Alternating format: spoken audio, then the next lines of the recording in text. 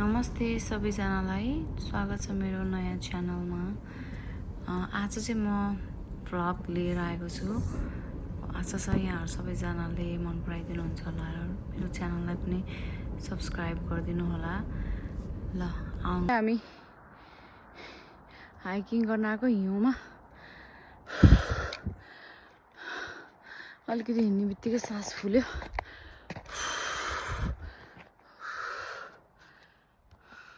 हाम्रो आजको यात्रा चाहिँ सुरु भयो। बाटो चिप्लो चिप्लो छ। हिजो र अस्ति 2 दिन हिउँ परेकोले हेरौँ अब कहाँसम्म पुग्न सकिन्छ। Together we shine in every way.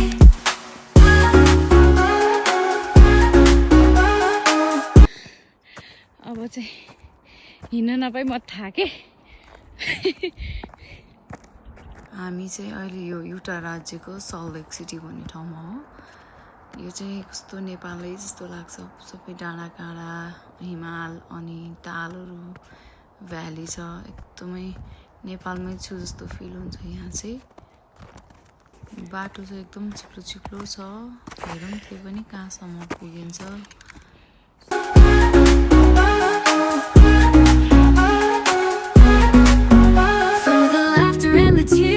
Hello, कस्तो भइरहेछ त तिमीलाई?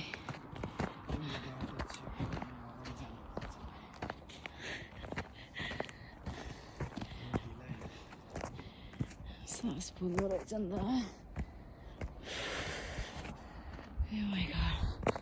रेन्जर चिप्लो रहेछ कि रेन्जर।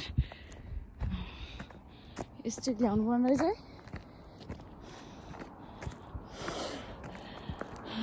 चाहिँ यहाँबाट हामी चाहिँ माथि पुग्ने प्लान छ। हेरौँ अब कतिको जान सकिन्छ। बाटो कतिको चिप्लो छ त्यसमा भर पर्छ।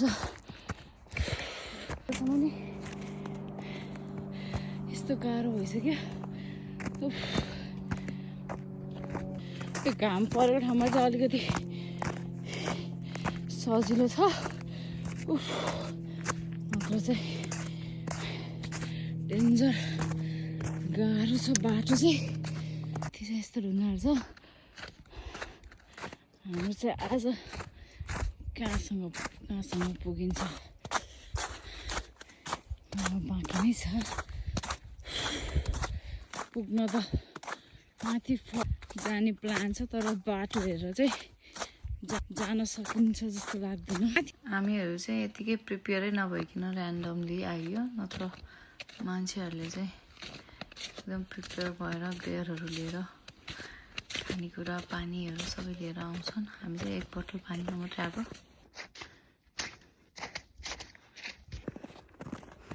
ल अलिअलि 1-2 जना मान्छेहरू मात्रै देखिन थालेछ। यता चाहिँ झन् ठुलो हिउँ परेको रहेछ है।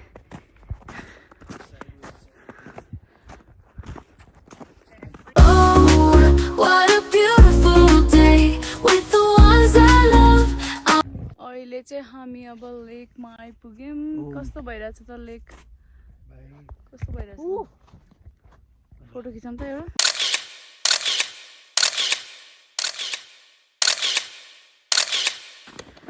अहिले चाहिँ हामी अब यो तालबाट माथि जान लागेको। थाहा छैन जान सकिन्छ कि सकिन्न। विचार गर्छौँ कतिको माथि जान सकिन्छ। कस्तो मजाको घाम लागिरहेछ। वेदर चाहिँ हिउँ परे नि पर्फेक्ट छ। तातो घाममा न्यानो भइरहेछ। हिँड्नलाई गाह्रो भइरहेको छ। छिटो हिँड्न चाहिँ सक्ला। चिसो भए पनि बाटो चिप्लो भए पनि यो भ्यूले गर्दाखेरि यस्तो आनन्द आइरहेछ। यति पिस यति फ्रेस फिल भइरहेछ नि। मान्छेहरू पनि एउटा दुइटा देखिन थाल्यो बल्ल अलिअलि।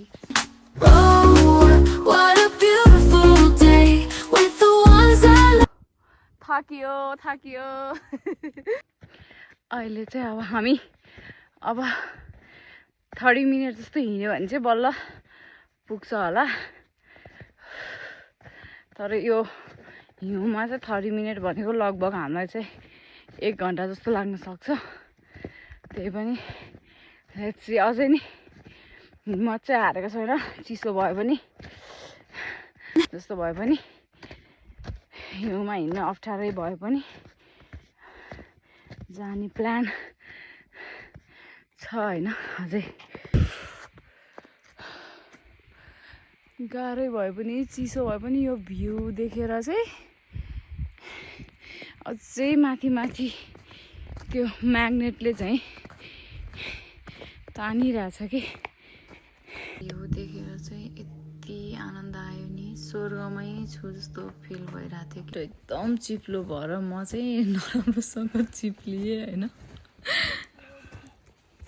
अरू मान्छेले चाहिँ जुत्तामा आइस ट्र्याक्सन स्पाइक हालेर लाएर आउँदो रहेछ त्यही भएर उनीहरू चाहिँ चिप्लिँदो नरहेछ हाम्रो चाहिँ हाइकिङ बुट मात्रै भएको भएर चाहिँ बेला बेलामा चिप्लिराखेको Shine in every way.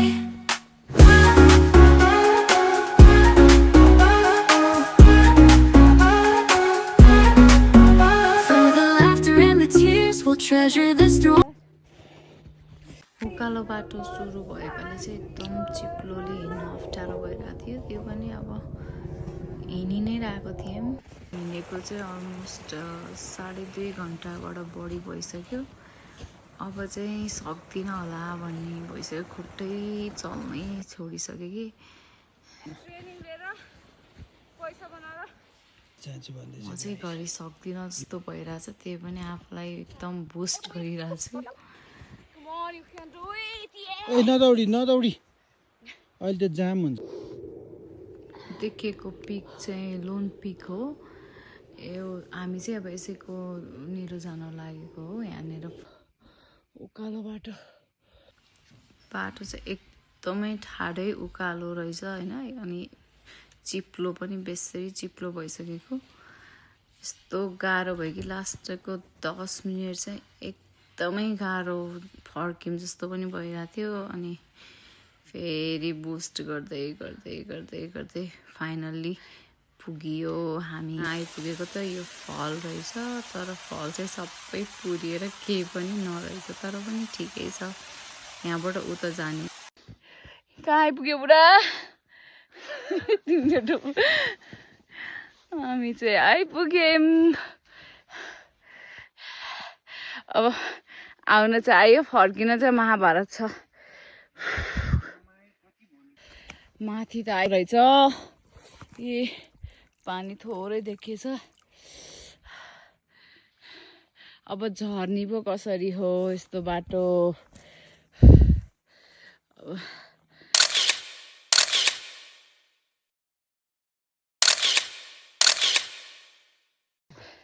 हाँ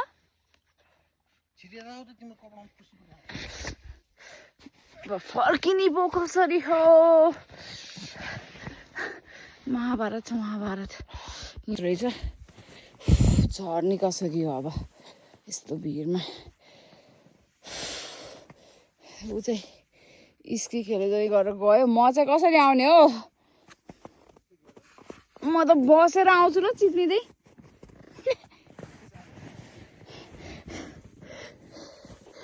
कसरी भन यार बिजोक भयो झर्न छिटो त हुन्छ तर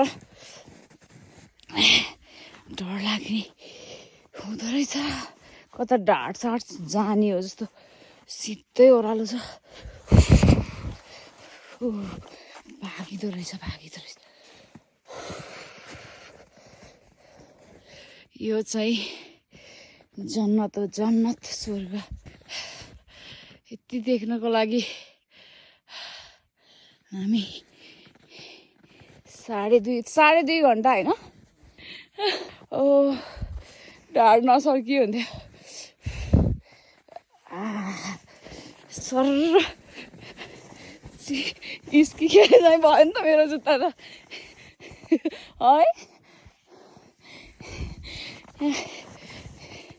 फर्किन चाहिँ एउटा कुरो छिटो चाहिँ भएछ तर डेन्जर गाह्रो चाहिँ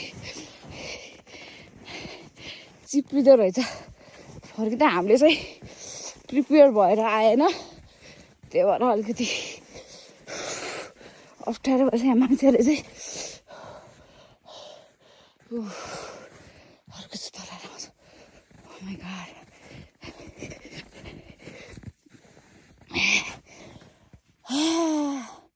यसरी आउनलाई नि डह्रो उयो मुटु चाहिन्छ बोल्न सकेन पिक लोन पिक ओइ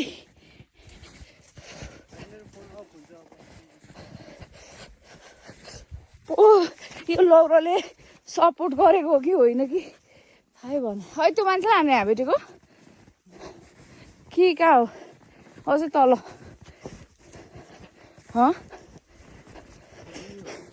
लौरा लिएर हिँड त हरि सजिलो हुन्छ है